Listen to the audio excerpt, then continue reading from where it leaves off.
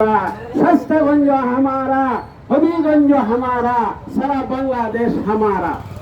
আমি একটা কথা বলতে চাই, যারা নাকি হযরত শাহপরান রাহমাতুল্লাহ আলাইহির মাজারে আক্রমণ করেছে তারা কারা, এই কথাটা বোঝার জন্য আমি মাইক নিয়েছি।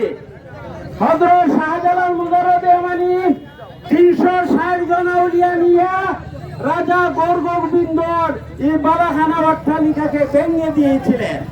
৭২০ বছর যাবৎ এই রাজা গৌরগোবিন্দর উত্তরসূরিরা চেষ্টা করছে, প্রতিশোধ নিতে পারে নাই।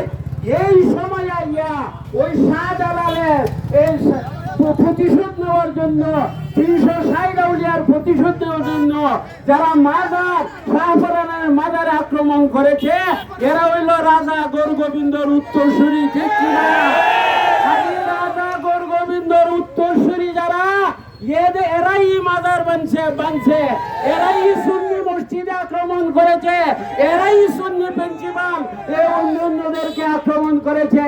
আমরা বেঁচে থাকতে, বাংলাদেশের সুন্নি জামাতের মানুষ বেঁচে থাকতে আমরা এই রাজা গৌরগোবিন্দর উত্তরসূরিকে এ দেশে আর স্থান দিব না, তাদেরকে আমরা প্রতিশোধ নিবই নিব।